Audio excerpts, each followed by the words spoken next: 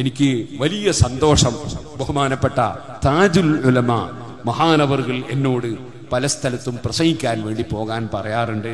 കൂട്ടത്തിൽ ഒരു തങ്ങൾക്കെതിരായിട്ട് പ്രസംഗിക്കാൻ പോകാൻ പറ്റും. അതെവിടെ അറിയോ? അങ്ങ് വടക്കേ അറ്റത്ത് ഒരു പള്ളിയിൽ ഖുതുബക്ക് മുമ്പ് പ്രസംഗം നടത്തുന്നു. അതൊരു തങ്ങളാണ്. താജുൽ ഉലമ എന്നോട് നിങ്ങൾ പോയിട്ട് അവിടെ പ്രസംഗിക്കണം അതിനെതിരെ എന്ന് പറഞ്ഞു. അവിടെ അപ്പുറത്തുള്ളത് തങ്ങളാ, അപ്പുറം പ്രതിപക്ഷത്തുള്ളത് തങ്ങളാ. പക്ഷെ താജുൽ ഉലമ എന്നോട് നീ പോയി പ്രസംഗിക്കണം.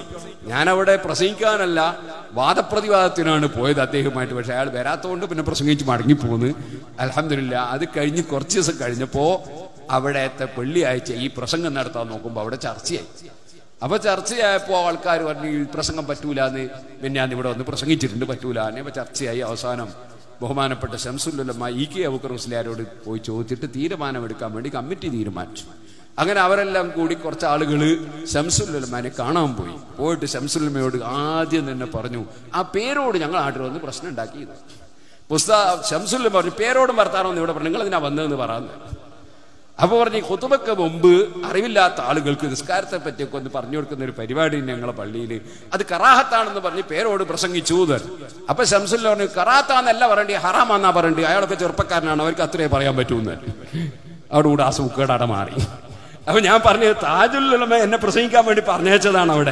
അവിടെ മറുവശത്തുള്ളത് തങ്ങളാണ് എന്ന് നോക്കാൻ എന്നോട് പറഞ്ഞില്ല, എന്നോട് ദീനിന്റെ ഇൽമു പറയാനാ പറഞ്ഞത്. അങ്ങനെയാണ് താജുൽ ഉലമ എന്നെ പഠിപ്പിച്ചത്.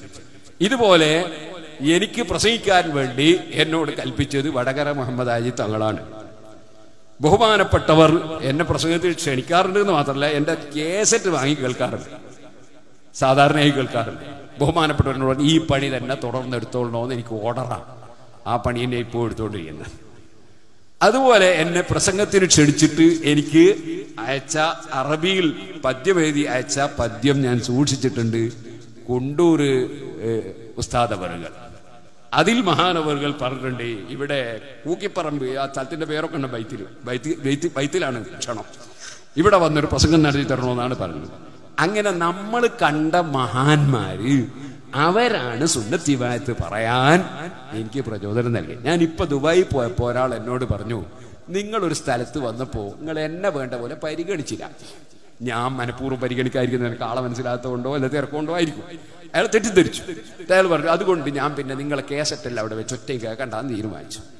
അങ്ങനെ തീരുമാനിച്ച് ഞാനൊരു സ്ഥലത്ത് ചെന്നപ്പോൾ വടകര മുഹമ്മദ് ഹാജി തങ്ങൾ ഉണ്ടായിരുന്നു. വടകര മുഹമ്മദ് ഹാജി തങ്ങൾ എന്നോട് പറഞ്ഞു, നീ എന്താ പേരോടിന്റെ കേസറ്റ് കേൾക്കൽ നിർത്തിയച്ച്, അത് കേൾക്കണം, ഞാൻ കേൾക്കലുണ്ട് എന്ന് പറഞ്ഞു. അതോടുകൂടെ പിന്നെ ഞാൻ കേൾക്കാൻ തുടങ്ങി. ഇപ്പം ജീവിച്ചിരിപ്പുള്ള ആളാ പറഞ്ഞത്, ദുബായിൽ അയാൾ ഇപ്പോൾ ജീവിച്ചിരിപ്പുണ്ട്. ഇപ്പോൾ ഒക്കെ എന്നോട് പറഞ്ഞത്. അപ്പൊ ഞാൻ പറഞ്ഞത് സുന്നത്ത് ജമാഅത്ത് പറയുന്നത് പറഞ്ഞുകൊണ്ടേയിരിക്കും. ആളുകൾ പല ധാരണ പെശകും ഉണ്ടാക്കിയിട്ട് സുന്നത്ത് ജമാഅത്ത് പറയുന്നത് നിർത്തിച്ചു കളയാന്നായിരിക്കും ധാരണ ഉണ്ടെങ്കിൽ ആ കാച്ചിയ വെള്ളം അങ്ങ് ഒഴിച്ചു കളയണമെന്ന് മാത്രമേ പറയാനുള്ളൂ.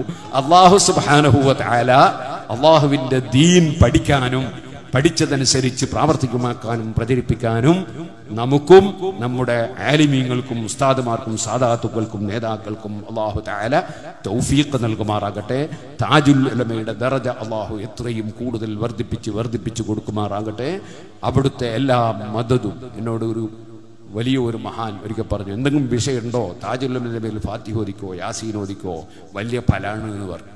അല്ലാഹു സുബ്ഹാനഹു വ തആല അവിടുത്തെ ദറജ വർദ്ധിപ്പിച്ചു കൊടുക്കട്ടെ.